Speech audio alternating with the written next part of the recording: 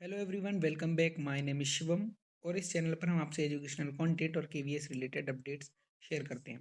और आज की वीडियो में हम जैसे कि केवीएस पीआरटी टीयर 2 की तैयारी कर रहे थे, तो ईवीएस के chapter number 2 life around us का जो है ब्रेक डाउन करने वाले हैं। हम इस चैप्टर को पढ़ने वाले हैं। थर्ड टू फिफ्थ की एनसीईआरटीज में टोटल 7 चैप्टर्स में इस बार इनको कवर किया गया। इस टॉपिक को 7 चैप्टर्स में कवर किया गया, जिसमें से अभी हम क्या करेंगे, अभी हम 4 चैप्टर्स का निचोड़ अभी कर लेंगे और बाकी बचे हुए 3 चैप्टर्स को पार्ट नंबर 2 में कवर कर लेंगे। चलिए बिना समय गवाए शुरू करते हैं।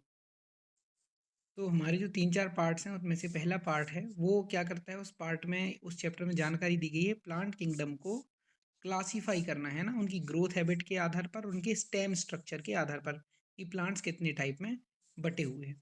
ये थोड़ी सी इंटरेक्टिव वर्कशीट होगी, आई मीन स्लाइड होगी, प्रेजेंटेशन होगी। इसमें पिक्चर फॉर्म ज़्यादा है ताकि आपकी मेमोरी रिटेन रहे ये सारी चीज़ें।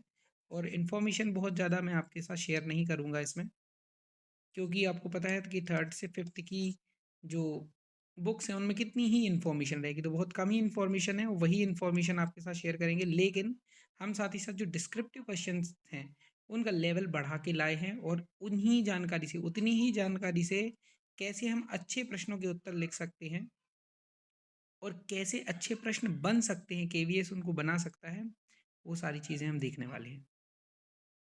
तो इस पिक्चर में आपको दिख रहा होगा कि एक जो ट्री है उसका स्टेम कैसा है, हार्ड है और वुडी है, और दूसरे का सॉफ्ट और ग्रीन है। अगर आपको प्लांट का वर्ल्ड समझना है, मतलब पेड़ों की दुनिया को समझना है, तो फ्लावर्स और लीव्स की जगह हम उसके स्टेम को ध्यान से देखेंगे।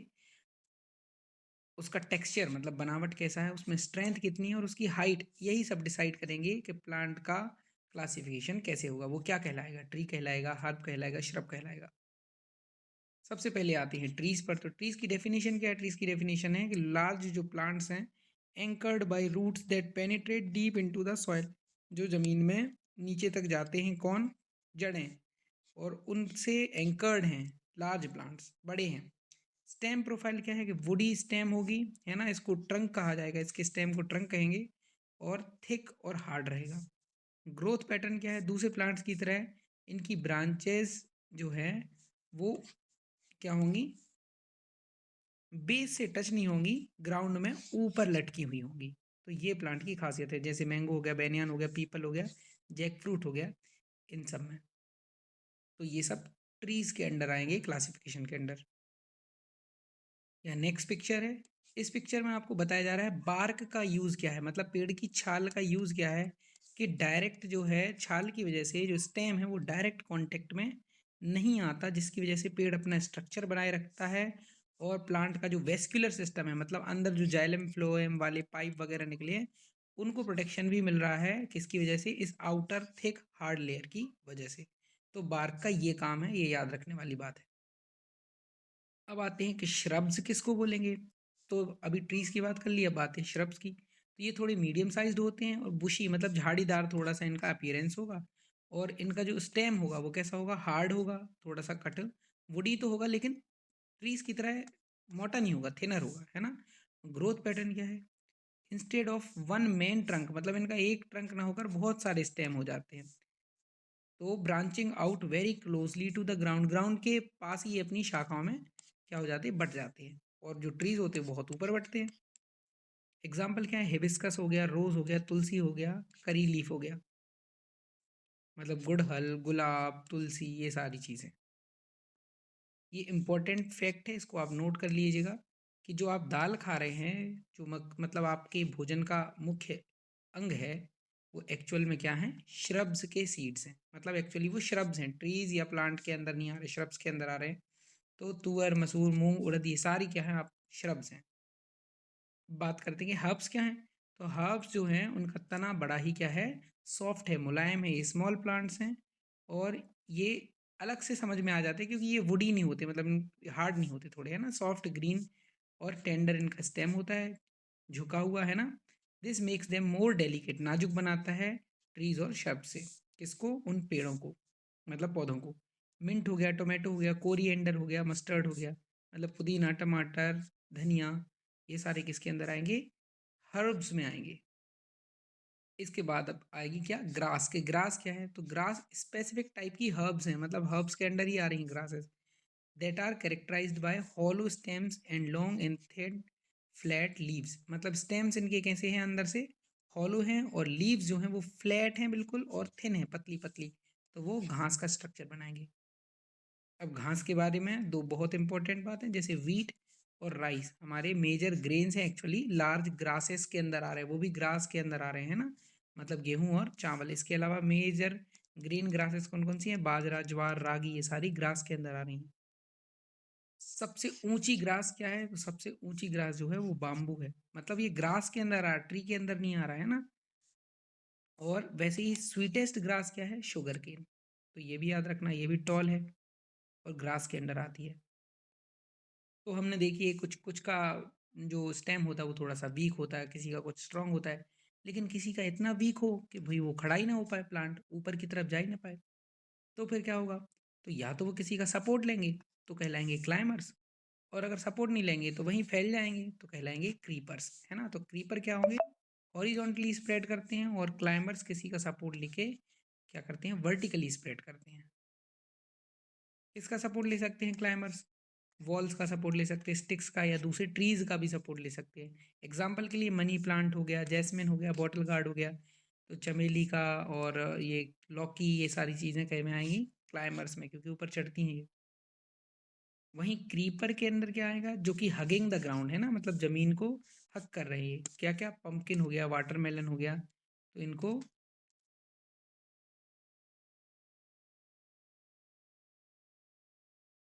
क्रीपर की कैटेगरी में डाल देते हैं। कुछ प्लांट्स ऐसे होते हैं जो अडेप्ट कर लेते हैं, या तो क्लाइमर बन जाएंगे या क्रीपर। भाई देखते हैं, सपोर्ट मिलता है तो ठीक है, अगर ठीक है गाड़ी है तो चलेंगे ऊपर की तरफ, नहीं है तो अपन यहीं यहीं बिस्तर बिछा लेंगे, है ना। तो दोनों का काम कर सकते हैं, क्लाइमर का भी और क्रीपर का भी। यहाँ एक और जानने योग्य बात है, जो रिफ्लेशिया है दुनिया का सबसे बड़ा फ्लावर है, और मिजोरम में भी पाया जाता है ये। क्या साइज है इसका, अम्ब्रेला का साइज है। वैसे कुछ लीव्स होती हैं जिनको हम क्या कर सकते हैं, जिनको उनकी स्मेल से पहचान सकते हैं, जैसे मिंट हो गया, पुदीना हो गया, तुलसी हो गए, इनको उनकी सेंट से, डिस्टिंक्ट सेंट से पहचाना जा सकता है। बाकी अलग अलग पत्तियों का टेक्सचर अलग अलग होता है, तो उनको देखकर पहचाना जा सकता है कि ये किसकी पत्ती है ना, क्योंकि सारी पत्तियों का कलर हो गया, थोड़ा सा साइज, और अगर देखा जाए तो उनका विन्यास सब कुछ अलग होता है। अब देख लेते चैप्टर की समरी, क्या क्या पढ़ा। तो ट्री जो है उनका स्टेम कैसा होता है, थिक हार्ड वुडी, है ना। ग्रोथ हैबिट कैसी होती है, रूट्स डीप जाती हैं और ब्रांचेस हाई जाती हैं। एग्जाम्पल सामने है। श्रब वुडी होते हैं लेकिन थिन होते हैं, बुशी मतलब झाड़ीदार होते हैं, और ब्रांचिंग इनकी जमीन से जुड़ी हुई होती है ना। डाउन टू अर्थ है ये भाई। हर्ब, हर्ब सॉफ्ट होती है, ग्रीन होती है, टेंडर, नाजुक होती है, स्मॉल डेलिकेट, है ना। मिंट टोमेटो इसके अंदर आते हैं। ग्रास क्या है, अंदर से हॉलो है और ग्रीन है, लॉन्ग फ्लैट लीव्स हैं। वीट, बाम्बू, ये सारे उसके अंदर आ रहे हैं। क्लाइंबर और क्रीपर वीक होते हैं और फ्लेक्सिबल होते हैं, इनके लिए सपोर्ट चाहिए या फिर ये स्प्रेड कर जाते हैं।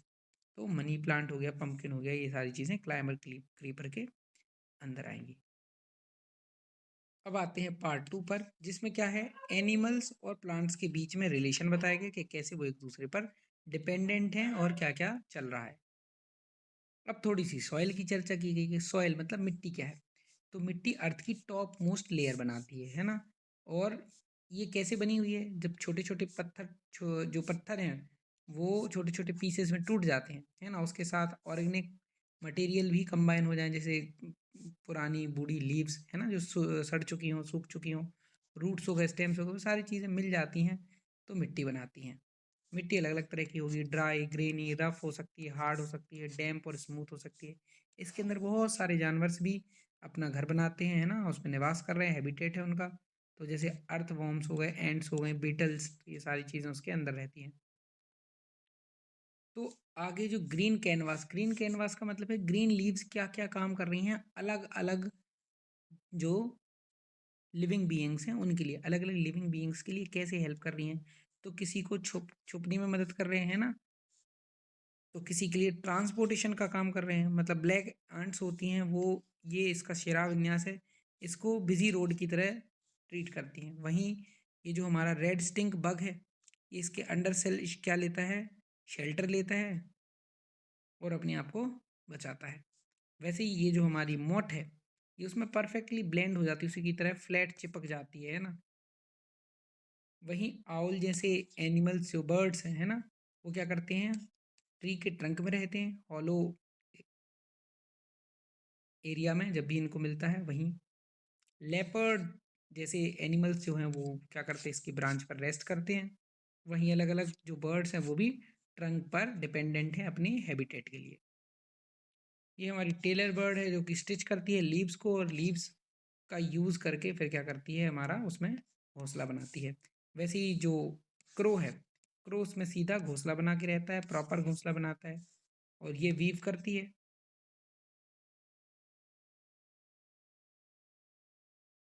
वहीं कुछ जानवर जैसे ये इल्ली, इसका भोजन है ना, लीव्स। वहीं कुछ बर्ड्स के लिए नेक्टर का काम कर रहा है, फ्लावर्स, मतलब ये सब हमें ट्री से मिल रहा है। कुल मिला के ये बता रहे कि कितने एनिमल्स किस तरह से अलग अलग पार्ट पर डिपेंडेंट है, एक ट्री कितने लोगों के लिए कितनी तरह से हेल्प कर रहा है। वैसे ये ना, एक इनको फ्रूट प्रदान कर रहा है, वैसे ये लोग खा पा रहे हैं, कौन, जो हमारे हर्बीवोर्स हैं। इसके बाद क्या है कि रेन का क्या इफेक्ट पड़ता है हमारी सॉइल पर और लाइफ पर। तो यहाँ देखते हैं कि जब रेन होती है तो जो सॉइल है उसकी स्मेल चेंज हो जाती है, क्योंकि वो वेट हो जाती है। इसके अलावा क्या है कि जो मिट्टी में दबे हुए बीज होते हैं कभी कभी के, है ना, स्प्राउट नहीं हुए होते, बारिश की वजह से वो स्प्राउट होते हैं और प्लांट बन जाते हैं, है ना। और इसके अलावा क्या होता है कि जो ज़मीन के नीचे दबे हुए होते हैं एनिमल्स, जानवर छोटे छोटे, है ना, अर्थ वॉर्म्स हो गए, ये सारी चीज़ें ऊपर की तरफ आ जाते हैं बारिश की वजह से। यहाँ भी देख लीजिए पिक्चर से कि कौन क्या काम कर रहा है बहुत ज़्यादा, है ना। कुछ डिकम्पोजर्स का काम कर रहे हैं तो कुछ बिल्डर्स का काम कर रहे हैं, जैसे एंड्स हो गई, और जो हमारी तितलियां हैं वो पॉलिनेटर का काम कर रही हैं। कहा जाए तो हमारे इकोसिस्टम की वो मूवर्स एंड शेकर्स हैं। अगर शॉर्ट में कहा जाए कि कैसे प्लांट्स पर डिपेंडेंट हैं बर्ड्स एनिमल्स, तो यहाँ बताया जा रहा है कि फूड के लिए जैसे लीव्स के लिए कैमल्स हो गया, कैटरपिलर्स हो गया, वहीं नेक्टर के लिए सन बर्ड्स हो गए और बटरफ्लाइज हो गई, वहीं फ्रूट्स के लिए मंकीज हो गए। वैसे ही जो हमारे ट्रंक है, शेल्टर के लिए क्या क्या, ओ आउल्स हो गए, बारबेट्स हो गए, और वैसे ही ब्रांचेस के लिए लेपर्ड्स, बैट्स हो गए। और उसी प्रकार से ट्रीज पर कंस्ट्रक्शन कर रहे हैं अपने घर का, कौन, स्क्विरल्स हो गई, क्रोज हो गई। और टेलर बर्ड्स स्टिच कर करके लीव्स को अपना क्या बना रही है, उसमें घोंसला बना रही है।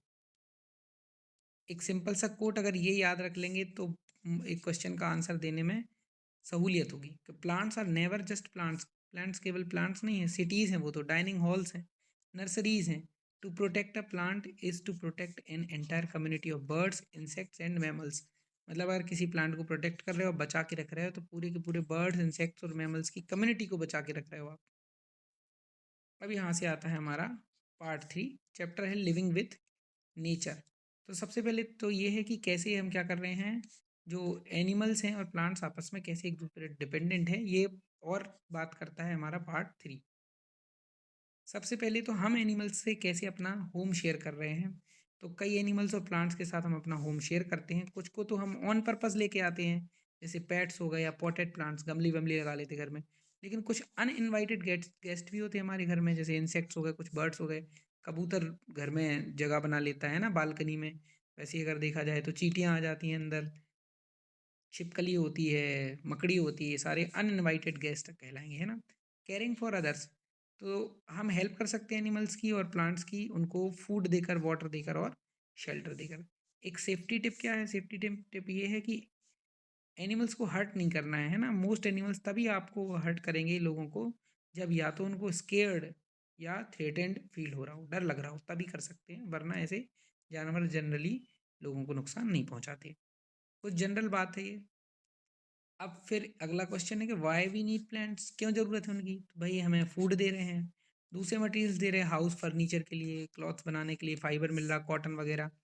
वैसे ही हेल्थ, मेडिसिन और फ्रेश एयर भी उन्हीं से मिल रही है, और कंफर्ट भी उन्हीं से की वजह से मिल रहा है, जैसे छाया दे रहे हैं वो, है ना।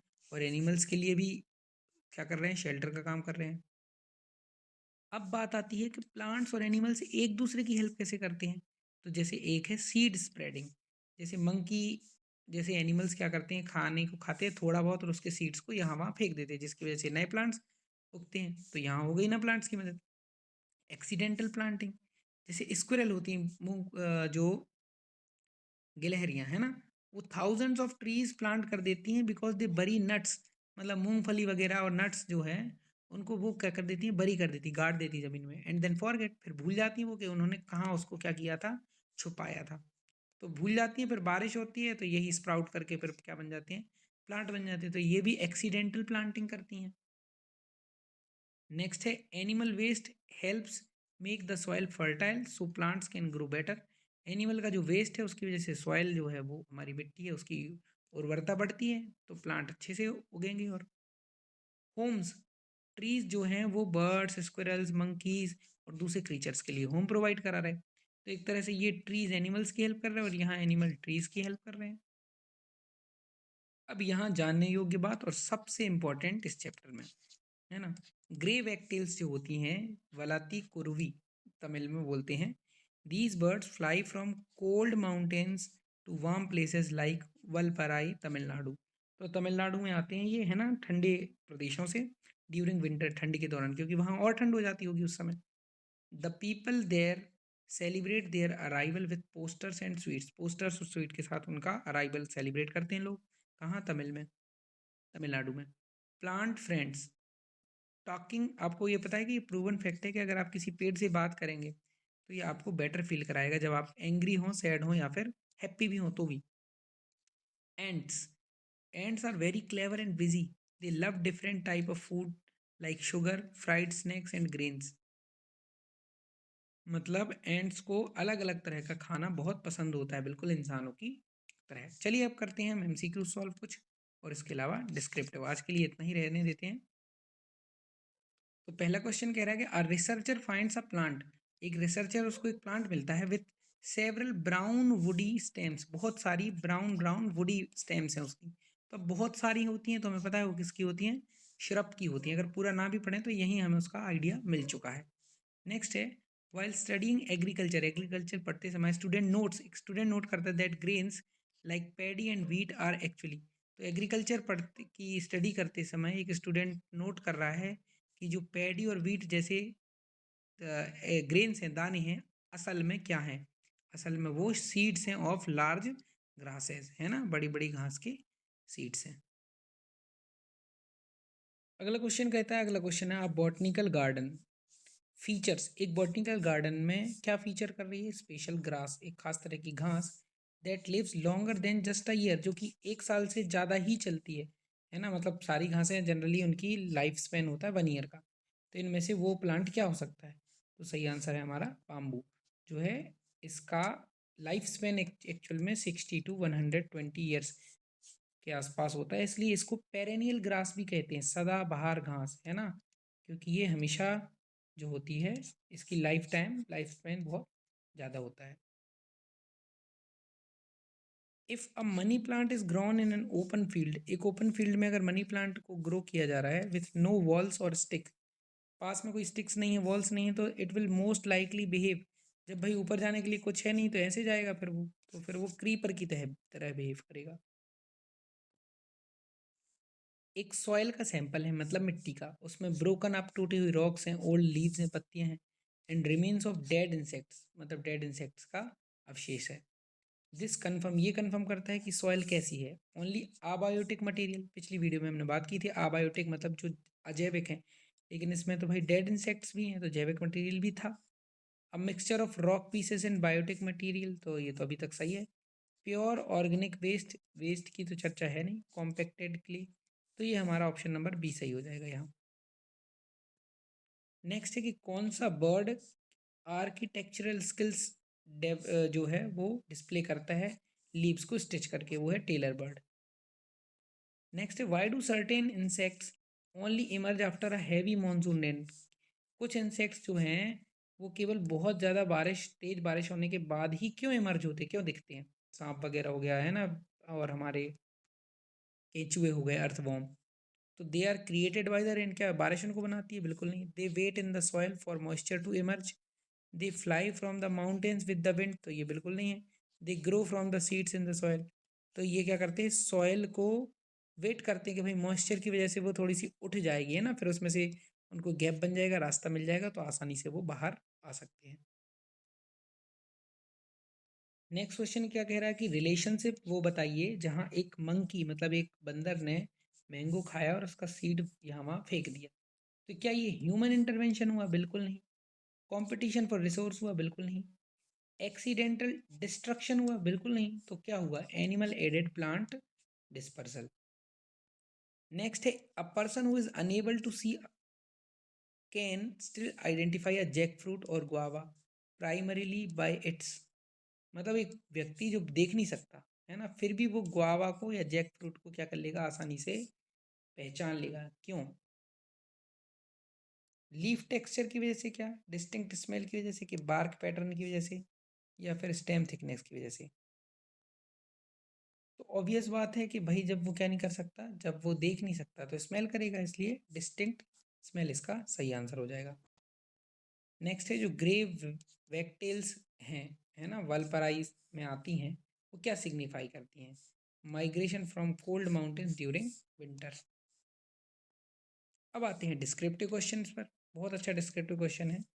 If a school garden has only large trees, अगर किसी स्कूल गार्डन में केवल बड़े बड़े ट्रीज ही हैं, नो हर्ब्स और grasses, how does this affect the diversity of animals found there. तो वहाँ जो एनिमल्स होंगे उनकी डाइवर्सिटी को ये कैसे अफेक्ट करेगा? तो मैंने बताया था कि सबसे पहले आपको क्या करना चाहिए, सबसे पहले तो आपको देना चाहिए इंट्रोडक्शन। लिखना नहीं है लेकिन इंट्रोडक्शन है ना, ये तो मैं अभी आपके लिए बस लिख के बता रहा हूँ। सबसे पहले आप इंट्रो देंगे, क्या बताओगे कि biodiversity in a garden depends on a variety of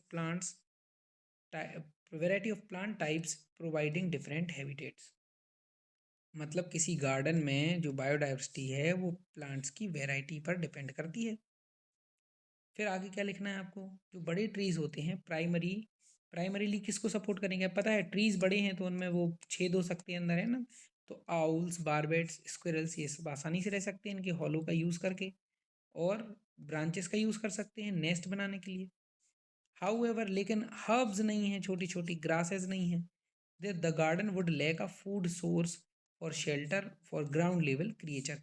जो ग्राउंड लेवल के क्रिएचर है, ज़मीन पर रहने वाले हैं, उनके लिए फूड सोर्स तो मिल नहीं पाएगा। जैसे कि for instance caterpillar needs tender leaves, जो हमारी इल्ली होती है उसके लिए मुलायम मुलायम सी पत्तियाँ चाहिए होती है, तभी वो उसको खा पाएगी। और जो ग्रास हॉपर्स होते हैं मतलब टिड्डे और स्मॉल बीटल्स, छोटे छोटे भृंग होते हैं, ये भी सॉफ्ट स्टेम पर डिपेंडेंट रहते हैं। तो अब जो हमारा ट्री होता है उसका स्टेम जो है वो हार्ड होता है ना, या फिर ग्रास की कवर पे डिपेंडेंट रहते हैं ये सब। तो अब अगर हर्ब्स हैं नहीं, श्रब्स हैं नहीं, केवल ट्रीज बस हैं, तो ऐसे जानवर जो हैं वो पाए नहीं जाएंगे, तो ये बायोडाइवर्सिटी पे इस तरह से इफेक्ट रहेगा।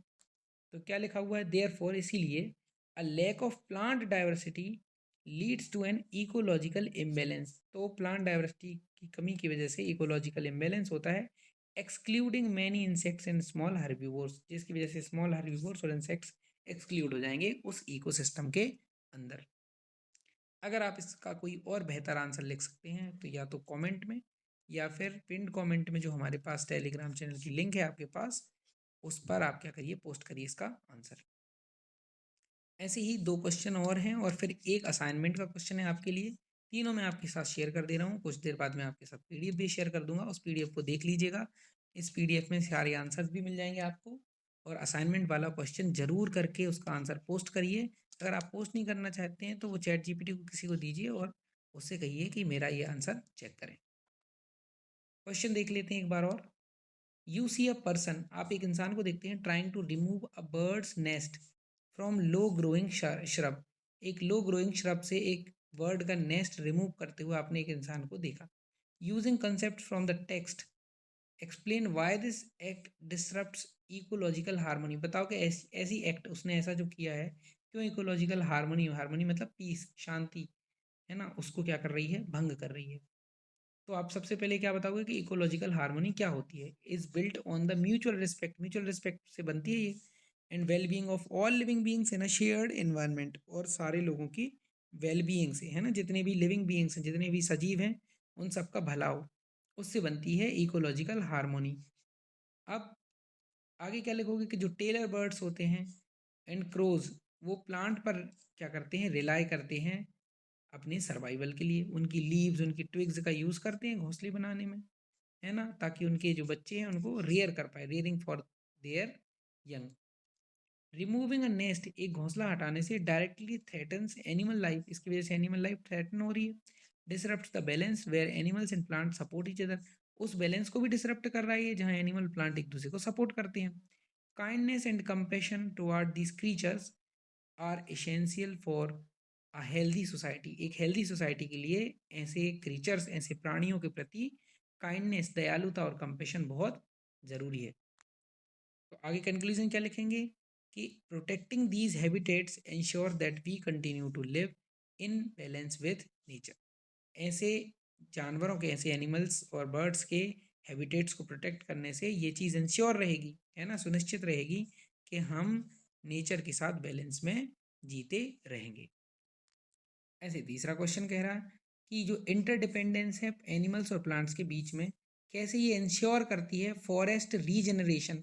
तो अपन ने पढ़ा था थोड़ी देर पहले, एक्सीडेंटल प्लांटिंग वाला हो गया अपना, है ना, और डिस्पर्सल, सीड डिस्पर्सल, दो चीज़ें आप ध्यान रखिएगा और इसका आंसर आप आसानी से लिख सकते हैं। इसको ध्यान से पढ़िए और देखिए कि आप, और चाहे चाहें तो आप भी इसका आंसर लिख सकते हैं, अगर इससे बेहतर लिख पा रहे हैं तो और अच्छी बात है।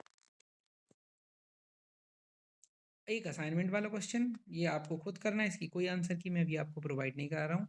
Y soil considered a living system rather than just a layer of dirt, है ना, मतलब जो हमारी मिट्टी है उसको केवल